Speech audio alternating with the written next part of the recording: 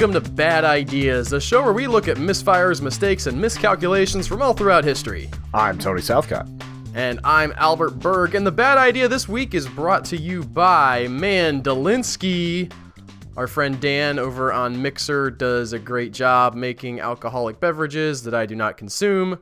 Fourth Room Brewing. He makes amazing beers, including one that'll have my face on it soon. And the bad idea that we're going to be talking about this week is the South Seas Bubble. Proposed to us by Zachary McClellan. Thank you so much, Zachary, for sending this in as a suggestion. And the South Seas Bubble takes place in England around the 1720 time period. Really, most of the action here is going to happen in 1720. But to understand sort of what drives this, it might help to have a little bit of history from earlier in the centuries. In England at this time, there was one big trading company that everybody had heard of, and you've probably heard of them, Tony, thanks to the Pirates of the Caribbean movies. East India Trading Company? That's correct, the East India Trading Company. And the East India Trading Company was huge at this time. The East India Trading Company had been started as a way for the English government to consolidate debt. They had a lot of debt at this time, and they were looking at a lot of different ways to consolidate it. And over the years, through their profitable trade and also exploitation of several countries in what the English called the East Indies, these guys were raking in the big bucks. It was a good gig to be a shareholder of the East India Trading Company if you could get it. The problem was that there were only 499 stockholders in the East India Trading Company. So those guys are they're getting rich, but it's not really open to everybody else. Now, the way these trading companies worked at the time was that the English government, and probably other governments would do this too, it was localized to a country, but the government would give you a monopoly on trading in a certain geographical area. So if you owned stock in this company, you were allowed to put up voyages and try to get some kind of profit from this area that you own land in. And it's up to you to get that profit, but nobody else can do it. Only these individual companies are allowed to send ships out there. So it was really worth it if you had a place that was worth going to trade in. And they had really good success with the East India Trading Company. They had helped shrink some of their debt, and the East India Trading Company had done really well. And in 1710, the British government finds itself in a position where it needs even more money. It's got a lot of debt. It's prosecuting a war with Spain right now. Wars are expensive, and they had tried this scheme where they were going to fund the war with a lottery. And some of this that I was studying, where the lottery and the finances and the government are all sort of tangled up together, I was not fully able to grasp. There's a lot of financial witchery that's happening here that in the amount of time I had to study it, I was not able to really sink it into my brain.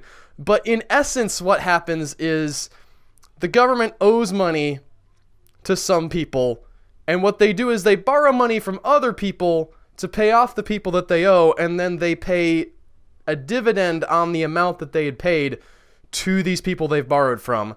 Are you saying that this is almost like a state-sponsored Ponzi scheme? Not necessarily a Ponzi scheme. Let's be charitable and say this is debt consolidation or refinancing. They're Okay. with Bank of America, and they move over to their local credit union because they have a better rate. Again, finances get real hairy, and there's also the fact that throughout this story, the financial sector and the government are basically woven together. They're not always exactly the same people, but they're not always different people. So if you bought stock in the South Seas Company, what you got was 6% annual return on your investment. All right, so whatever amount of debt that you bought, the government would pay you 6% of that debt every year. And you got one of these trading monopolies to the South Seas. Now, the South Seas in this day and age referred to South America. And The problem with the South Sea Company was that England didn't control South America. That was controlled by Spain, who, if you'll recall, we mentioned earlier, England's at war with. So there's not an immediate possibility of them getting some major profits from this South American area like the East India Trading Company was able to get from India and Asia. So it's like trying to push a monopoly on property you don't own. Right. It's like saying you, Tony, have the exclusive right to sell Toyotas in your town, but you don't have any Toyotas to sell. So it doesn't do you any good. That's maybe not the best example, but it's what I've come up with right off the top of my head. Say it's more like not owning the car dealership and trying to. Yes. So they're doing okay, the South Seas Company, even though they don't have any trade to do. They are getting the 6% payout from the government. They're just kind of basic financial instruments that are potentially linked to this other trading thing, but that's not happening yet. But the people who are in charge of this company see something happening in France and in France's holdings in the New World in Louisiana. There is a man named John Law, and John Law is an economist who has been put in charge of the economy of France and specifically this area of Louisiana, which I guess they called Mississippi. They weren't like divided up necessarily like we would think of it, but it's the area that we would think of today as Louisiana. But this company that he creates is called the Mississippi Company. And the Mississippi Company is similar to the South Seas Company in that they are a company based on the amount of trade that could happen from Mississippi, which France at the time does own. Yes, pre-Louisiana Purchase. Yes, we haven't got there yet. But the problem is that Louisiana at the time was not like pumping out a lot of valuable materials, okay? I don't know if you've been to Louisiana, but there's not just gold laying around on top of the ground. So what you have is sort of a colony with a bunch of people being shipped to it and not really much else. And yet John Law, through something that we'll call lying, manages to make people think that Mississippi or Louisiana or whatever you want to call it, they weren't sure at the time, was just busting with all kinds of valuable stuff. And if you wanted to be on the happen in time, you needed to invest in the Mississippi Company.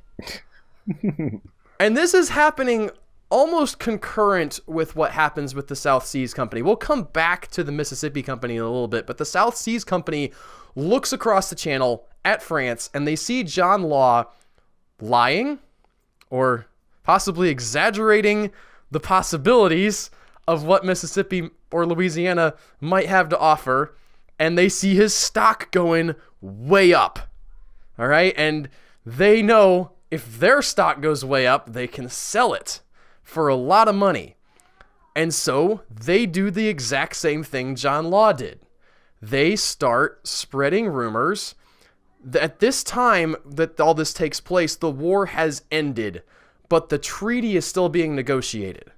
And so what they do is they start spreading completely untrue and unsubstantiated rumors that the treaty is going to be very favorable to England in how much trade will be available in the South American region. And they also exaggerate how much wealth is there in South America. This isn't uncommon at the time because it was so far away for most people and so exotic that you could just tell people that there was gold just laying around on the streets, and they didn't know enough to refute that, and it was sort of this exciting new mysterious continent, so maybe it is. You sort of would want to believe something about that. And so those two things combined together all of a sudden make the South Seas Company a very exciting prospect if you're an investor. It's always a shame to me like how gullible people sound, but this is way after the fact that we're looking at it. Like, I can't imagine that just because it's a faraway place that the cities would literally be lined with gold. Well, there's also the fact that we have bubbles today Yep. that work essentially the same way, where people get excited about the idea of investing in something because it could produce some incredible wealth, but they don't actually look at what they're investing in. Yeah, it's like whenever people or Time Warner bought AOL and things like that. The thing is, though, like, you can maybe forgive these people because the South Sea Company has another trick up its sleeve. In addition to outright lying, they take some of their stock and they offer it as what is essentially what you would call a stock option to the highest ranking members of the government, including the king's mistress. And how this worked was these people didn't have to pay for the stock, but they would be able to cash the stock out for the difference of whatever it was worth from when they were offered it to when they cashed out. So the government has a vested interest, or at least a lot of people in the government have a heavily vested interest in seeing the stock go up so that they can make a profit. And then the South Seas Company can turn right around and say to the people, look at all the important, smart, powerful people who own stock in our company. And it's going up. You want to get in on this deal, guys, okay? Because it's going fast. And it was going fast. People were pumped about buying stock in the South Seas Company. Was this one limited to the number of participants like the other one was? So the way this one worked, the number of participants in the East India Trading Company, I think they probably could have sold their shares, but it wasn't the same philosophy around it. I think it was mostly like, we own this company and we actually are invested in making this something. Whereas what's starting to happen here is more of a speculation frenzy, where people get excited about buying South Seas Company stock just for the sake of buying stock. I mean, and the South Sea Company continues to spread rumors, and they do a lot of other manipulative stuff to get people buying stock. At one point, it looks like the stock is going to go down, and in order to keep their profits up and be able to sell it in the future, they actually buy the stock to make the price go up so that people will then buy more of it. They do a lot of manipulation like that, and there's things where they give people, like, they sell people stock on loan, essentially. We're like, oh, you can have $100 worth of stock, but it's only $25 today, 25 pounds. So they're rigging a lot of things and not really getting called that much for it. There's one politician, and he's going to come back at the end of the story. I'm going to mention it now. There's a lot of sort of debate about this and what's happening, and the Parliament has to pass several laws in favor of the South Sea Company, and this man, Robert Walpole, essentially predicts everything that's going to happen. He says, this is a bad idea. These guys have got their hooks in the government. It's just going to lead to stock jobbing, which is sort of what they called, sort of reckless speculation. And it's going to end badly for everybody. And he was right. And he ended up being the guy who had to put it together at the end. We'll get to him in a little bit. But everybody is on the English equivalent of Wall Street, buying and selling South Sea stock as fast as they can. And the price is going up and going crazy. The accounts that I read mentioned that you would have, it was so volatile at the time that there would be different prices for the stock between one end of the street and the other. That was how much selling and buying was going on, because obviously you didn't have computers at the time. So you had to, depend on somebody running from one end of the street to the other to tell you what the price was at that point. And it was just crazy. Everybody in London seemed like they wanted to get in on it. And it wasn't just, one of the interesting things was it wasn't just men. Like, there was ladies going around in sort of their carriages or whatever, and, holding out envelopes and like, I would like to buy some stock, please. So they're going crazy for this stock. But you did mention something earlier that is very prescient, that there are only so many shares. All right. Even the South Sea Company, which was created, I think, with a little bit more ability to buy and sell built into it, even this was not enough to sate the appetite of the general public now for buying stocks. And so other companies start popping up. And these companies at the time are called bubble companies. So they were calling it that, like, before it was even known to be a bubble. I mean, you say before it was known to be... Somebody must have known, because they're calling them bubble companies. Like, they have the Bubble Company Act at a certain point. This is before everything comes down. Spoilers for the South Seas Company. Like, they are going to get theirs, but they end up enacting the Bubble Company Act to stop this mad speculation, because what starts happening is people create businesses just so they can have something to sell stock in, because people are so pumped up about selling stocks. Now, see, I thought you were going to be saying, like, oh, it's all these companies that are getting ready to go to South America so they can start exploiting resources, and that's part of the bubble. But no, it's just a place to sell the stocks.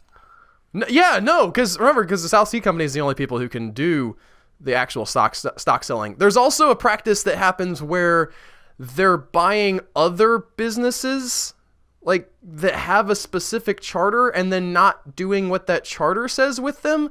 Again, this gets a little bit into the weeds of stuff that I was not able to fully figure out before I had to come to present to you guys. So it's a complicated issue, but what the upshot is that you would have a company, and it might not be a company with a bad pitch, right? They might be saying, this is a company to make nails. All right, well, people need nails, so that's good. And they're selling shares of stock in their company to make nails. But at this time, nobody was really making any of the stuff that they were saying they were going to make. At least not hardly any of them. It was all just about, if I offer stock at $10 a share and people buy all these shares from me, I've got money and they've got stocks and they're welcome to... And then those guys would then, like, try to scam somebody else into buying the stock for more so they could make a profit. And it was just like this endless churn of empty paper flying around. And it got so bad that there was a legitimate company that was formed. All right, this is the most egregious example of this, where this guy's not even trying to look legit. But he actually forms this thing and sells this stock in... And I'm quoting the actual title here. A company for carrying on and great undertaking of great advantage, but nobody to know what it is. So somebody just sets up shop in the middle of their sort of equivalent of Wall Street, sells 2,000 pounds worth of stock in this company that they're just like, it's going to be some good stuff. I'll tell you about it later. And then that night they're gone. Sailed across the channel with 2,000 pounds, and everybody else has some paper that says the company for carrying on a great undertaking of great advantage. Nobody to know what it is. That's like one of the weirdest scams that I've ever heard. Like that, how do you give that guy money, especially 2,000 pounds back then? Well, it wasn't 2,000 pounds for a single stock. It would have been like, people bought several hundred of them. Yeah, but I'm saying, like, for that guy to get so many people scammed into that's insane, especially with that title. The thing is, and again, we talk about, like, people must have known. There were enough people that did know that somebody went about publishing a deck of cards, a 52 card deck that had for each card a separate company on it, and like a little verse, like a 4-line verse about why they were stupid and why the people who bought stock in them were idiots. There's just like a little woodcut and a little card. And I wonder if any of those still exist, Tony. I would kill to be, okay, I wouldn't kill anybody. I would really enjoy to be able to see one of those cards still today, because the fact that at the same time as everybody's going crazy trying to make money off of this stuff, there are still plenty of people who are like, this isn't gonna happen. You guys are crazy. And the creation of all these companies becomes such a problem that the government has to step in. Like, even the government realizes, okay, all of these extra companies that are being made, that's not cool. We're going to have to put a stop to that. And the ironic thing is, the South Sea Company, they support this legislation. They say, yeah, we got to get rid of all these bubble companies. These guys are selling stock and stuff that ain't worth nothing. And that's just unconscionable. But here's the trick. The South Sea Company has people in Parliament who own their stock. and they're able to, they actually own some of these other companies as well, like these extra bubble companies. They managed to get Parliament steered away from touching their bubble companies and get them to go after just all the other bubble companies. And what happens as a result, because there's not so many other quote-unquote investment opportunities to be had, the stock in the South Sea Company goes up. They managed to engineer their way to an even larger piece of the pie. Now, most of this is happening, as I mentioned, in the year 1720, and specifically in the first half of the year. The price of the stock around the beginning of the year was about £100 per share, and by June into July, it hit its peak at around $1,000 per share. And eventually, because it always has to happen, people realized that they weren't actually investing in anything real. And the bubble started to pop. And it was as bad as any other bubble that you can imagine, and maybe worse because it wasn't really the kind of thing that anybody had seen before. The only other speculative bubble that comes before this in history by any length of time at all was the Tulip Mania bubble, and it was such a different kind of bubble that I think you could maybe at the time have sort of distanced yourself and said, well, that's crazy. We're not buying tulips. What nonsense is that? We have investments in the South Seas. But the share price starts to fall almost as fast as it rose, and this just wrecks the economy. First off, it wrecks a lot of politicians who had stock in this company. Some of them had bought in addition to the stuff that the South Sea Company sort of gave away. They had bought into it. So now we have the aristocracy who had sort of peddled in this speculation. Now these guys are going broke, which is not good. If you have an aristocracy and these people are like supposed to be divinely appointed by gods who be sort of special people, and now they don't have any money, but they still have their mansions and stuff, like that's a real bad look for England. There are also people who have loaned money to investors because they assumed it was just going to keep going up. And so people borrowed to buy stock, and now their stock is worthless and they can't pay back the people who loaned them the money. So a lot of money lenders are just going out of business left and right, and the bubble just tears England up. Even Isaac Newton, right? The Isaac Newton supposedly lost a bundle of money in this bubble. He had invested early on and got out after it went up a little bit, and then saw all his friends really getting rich and thought, well, I gotta get in, and bought in right at the peak and just took it on the chin with this bubble popping. And at the same time, almost literally simultaneously, the Mississippi bubble that we talked about at the beginning, the one started by John Law, it pops also. That bubble crashes down, and France is in basically the same situation where there's runs on the bank, and they, for just a minute, they outlaw the use of gold money because everybody is hoarding gold so much, and they're like, well, you guys can't use gold.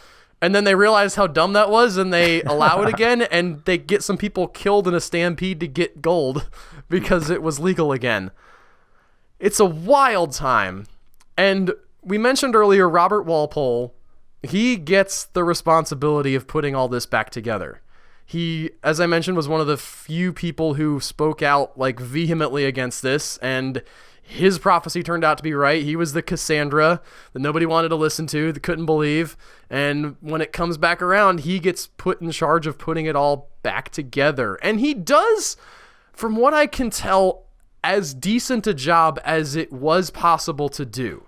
I mean, for a single member of parliament that was able to call it out, like that's pretty impressive that he was able to at least right the ship a little bit. Well, he uncovers the fraud that was committed by the directors of the South Sea Company, and he realizes that they sold before the stock crashes. Like, he sees that they knew that they were artificially inflating this price, and so he goes and takes their money away. According to the statistic I read, 82% of their wealth was confiscated on average and given to the people who had invested under these false terms. I do want to say also the people who invested weren't completely without blame. Like, yeah, they bought into something, but they also were driving it up based on rumors and everything else. I am glad to hear that they got some of the money back from these chairmen. Yeah, he also manages to make sure the king doesn't lose any money, which is a sort of a big deal. The aristocracy takes some of a hit, but he manages not to make it like really just decimate the whole dynasty. Like the king kind of manages to stay in power, and thanks to this guy, sort of the status quo gets a little bit maintained, even while people are really having a hard time. At least he kind of keeps the ship afloat. At least it's still in a bad storm. And in addition to that, he manages to get a lot of the politicians who were heavily supporting the South Seas Company and profiting from that support impeached, those who didn't like die before he was able to get to them. Yeah. In all honesty, I'm surprised that these people like weren't lynched or something, considering the era.